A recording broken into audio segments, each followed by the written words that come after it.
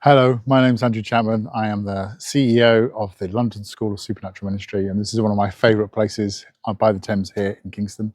And I just wanted to grab a moment of your time just to share with you something that God put on my heart about 6 months ago. I have the great privilege of discipling lots of people. And every time I meet with people, I'm often finding out what is it that God's put them on the planet for? Why are they here? There's this amazing phrase in Romans 18:19 that says that all of creation is in eager anticipation. It's crying out for the sons and daughters to be revealed. Now you are one of those sons and daughters. So what is it that creation is waiting for you to get on and do?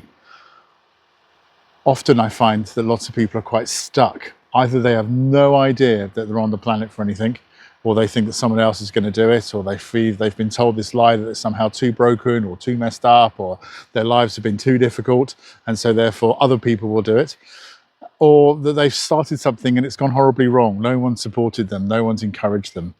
Or they've started something and it's just been gone awfully bad, and they just feel very disappointed. Whatever state of your understanding of what you're on the planet is, we want to help. I want to help you to understand what that thing is and actually get going. This is why 6 months ago the Lord spoke to me about running an 8-week program over the summer called Launch, which is what we're starting on the Tuesday the 14th of July and Friday the 17th of July. That's our lunchtime on Fridays and our evenings on Tuesdays. We're doing this course because we want to help you to really identify what has God put in you. What part of him has he put in you to be able to release glory into the rest of the world? There may be something like to run a business or a ministry or to write a book or to really take to grips of bringing life to your family. Whatever that thing is, it needs to be encouraged, found out. You need to be clarify what it is. We want to teach you how to be consistent in getting that thing going. And we want to help you to build a 90-day plan with a small cohort of others, students around you, to get that thing actually happening. And so that 90-day plan will start in September, and then 3 months later, we will see the evidence of you being revealed and of creation having its needs met because you know who you are as a royal son and daughter. I've recorded some podcasts on that. They're just about to follow. If you'd like to know more, go to www.lssm.org.uk/launch and hope to see you soon. You'll find out all the information there. And we are excited to see what gets started. There's already people signing up for this, and there's one lady who wants to write books for children, and there's one guy who wants to set up healing rooms for mental health issues. And so I'm excited just for those two projects. I'm also excited to understand the thing that God's put in your life.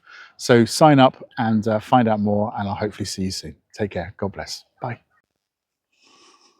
Welcome to our second podcast on Launch, our summer program, which we love to share a little bit about. We've been given this verse to really focus on this from Romans 8:19.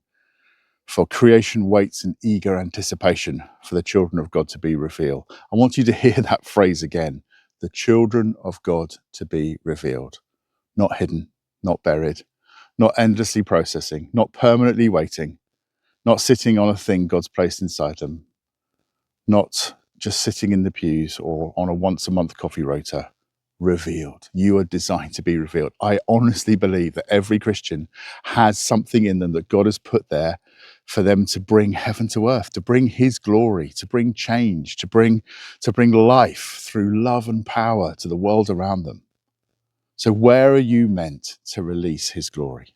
Not in theory, not someday, not when you've got a theological degree, not when everything's perfect, not when you've called to release, but where are you called to release the wisdom, solutions, love, justice, creativity, authority, and mercy, and the presence of Jesus? Because God's glory is not just for church meetings. His glory belongs in family. His glory belongs in education. His glory belongs in business. His glory belongs in politics. His glory belongs in media. His glory belongs in your local Tesco's corner shop. His glory belongs in art. His glory belongs in the place that you have coffee and you meet the people around you. His glory belongs in systems. His glory belongs wherever sons and daughters are sent. And the reason this matters is because too many Christians have reduced calling to either platform or personality. We think calling means a microphone. It means preaching. It means the person up the front. Calling means stage. Calling means public ministry. We think calling means full-time church work. We think calling means being known, having a book, having a andrewchapman.com ministries. But biblically, calling is about representation. You are a son. You are a daughter. You are a priest. You carry the presence of God and represent the rule of God. This means your work matters. Your ideas matter. Your burden matters. Your business ideas matter. Your ministry ideas matter. Your creativity matters. Your planning matters. Your obedience matters. We're here again at Moggerhanger. This is one of the reasons this place is so significant, is that it carries and connects with a bigger story of Christians who did not separate spiritual conviction from public responsibility. Henry Thornton, a key figure in that Clapham Sect network, was connected to William Wilberforce and the abolition campaign to the removal of slavery from around the world. That movement is often remembered because Christians took responsibility for a cry that seemed too big to answer. The system of slavery was not a small problem. It was economic, it was political, it was cultural, it was international, it was protected by powerful interests, it was normalized. And yet Christians asked, what does obedience require of us? They did not ask, what do I personally feel called to in private? They asked, what does the kingdom of God require in public? That is the question of sons and daughters ask. I want to be clear, your assignment may not look like theirs. You may not be called into Parliament. You may not be called to national reform. You just may be called to disciple 5 young people. You may be called to be the healing voice in your family. You may be called to start a small business with kingdom values. You may be called to create a group for single mums. You may be called to write. You may be called to paint. You may be called to mentor. You may be called to open your home and to invite people in. You may be called to serve entrepreneurs. You may be called to build a tool, a course, a ministry, a charity, a podcast, a prayer rhythm, a community, an event, or something that begins very small. But the principle is the same. Creation cries, sons and daughters respond. The big problem, people do not know how to identify their assignment. A lot of people love God. They pray, they worship, they have history with him, they have prophetic words, they have burdens, they have ideas, they have skills, they have experience, they have pain that has become compassion. But they do not know how to bring all of that together into a clear assignment. So they live with fragments. A little idea here, a word from God there, a conversation that stirred them, a frustration that keeps feeling. One of the key ways to know what you're on the planet for is, what do you get angry about? A group of people that cannot stop thinking about, a skill people keep thanking them for, a problem that they keep noticing. And because pieces are not organized, they assume they're confused. But they are not confused. Maybe they're just unprocessed. Maybe they need container. Maybe they need to ask space to ask the right questions. Maybe they need people around them who can help them listen, notice, name, and move. This is what Launch is all about. Launch will help people like you to move from a calling, a dream, a prophetic promise, an idea, to create a clear, practical 90-day launch plan. It includes spiritual formation, identity, purpose, discovery, practical planning, message development, accountability with other people, including myself, and a life operating system so you can get that into a rhythm. This combination matters. For too long, we have built our churches around the asking you just to invite people to an event. They have their place, but our responsibility is not just to invite our friends to things that the church runs, is to be the answer and solution ourselves. This combination matters because it's not, if we do only spiritual formation, if we only do spiritual formation, people may feel inspired but not move. If we only do planning, people may be productive but disconnected from God.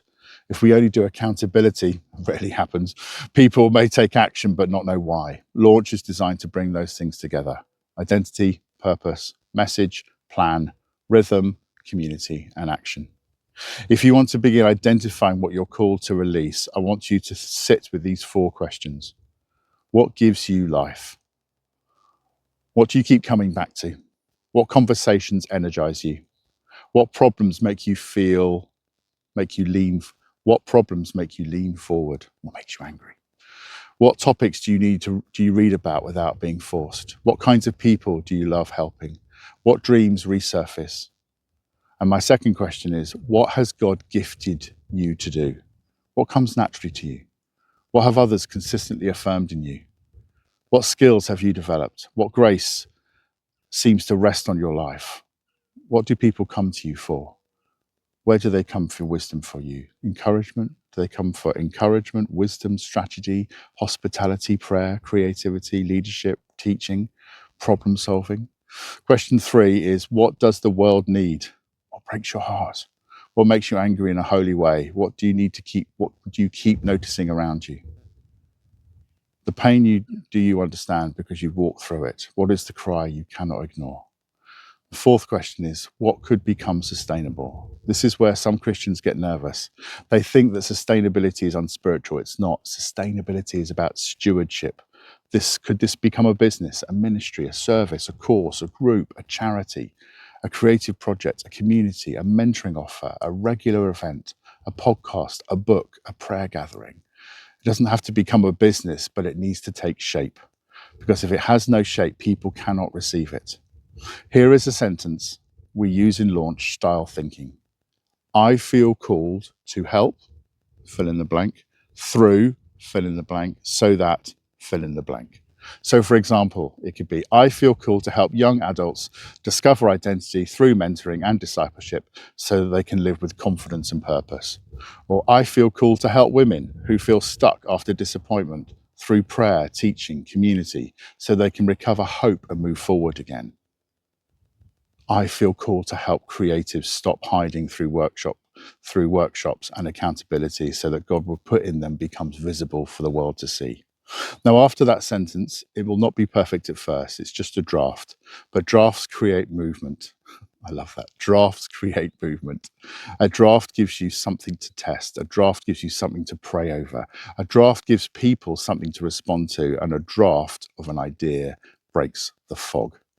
Why must we become a plan? Here it is. We have to be honest. Clarity is not the finishing line. Clarity is just the beginning. Once you have a sense of assignments, you to ask, what is the faithful version? Who do I need to speak to? What's the next step I need to take? What season am I in right now? What's my 30-day sprint to get this thing going? What's my 90-day destination? All of these things we're going to be helping you to discover on launch. It's not just a discovery course. By the end of the 8 weeks, the goal is for every student to have a clarified launch idea, a 90-day roadmap, a 30-day sprint plan, a message map, often a project outline, accountability with other people, a rhythm of being how to work this through every day, and a recorded launch presentation. That's what we're going to help you put together. That is practical, it's measurable, and it's movement.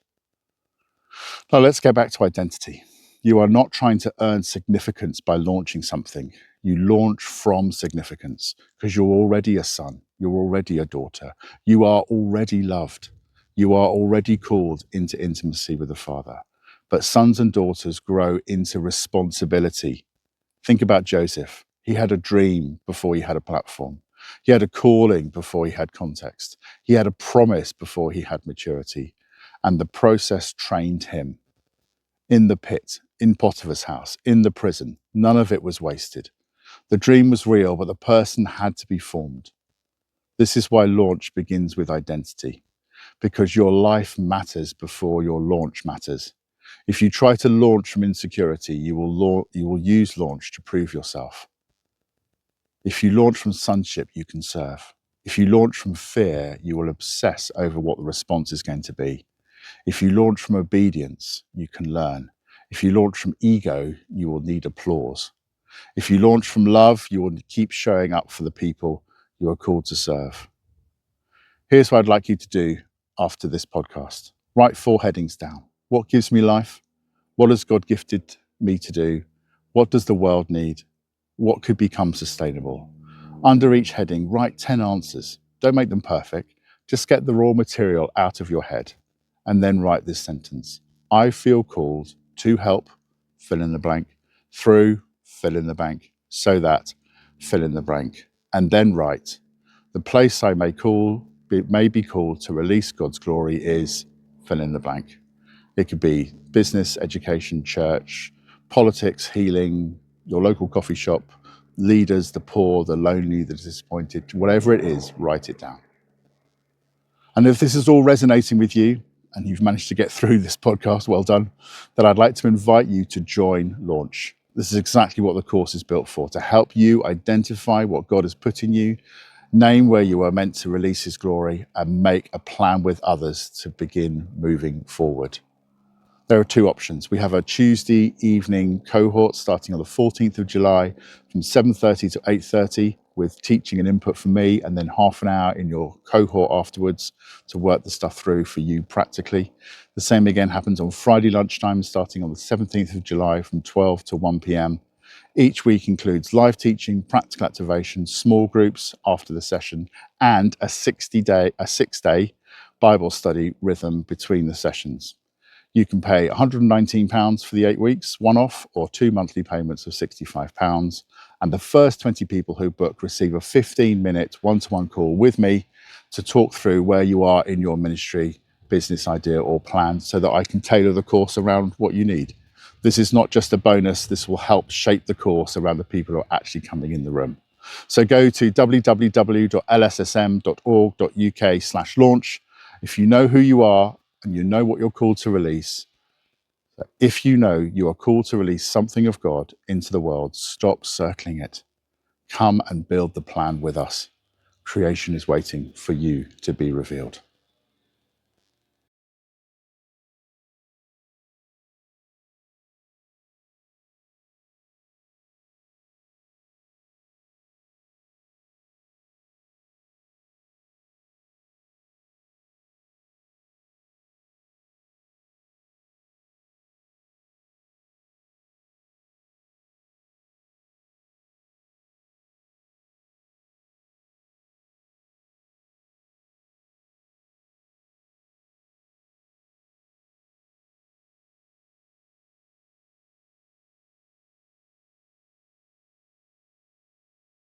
Just being released. And this is an assessment quiz for you about how you are doing in your walk with God, how you are doing in your kingdom culture. So have a look at this app. Details about how to sign that are right here. And then hopefully that will be a real blessing to you. Final bit on this teaching.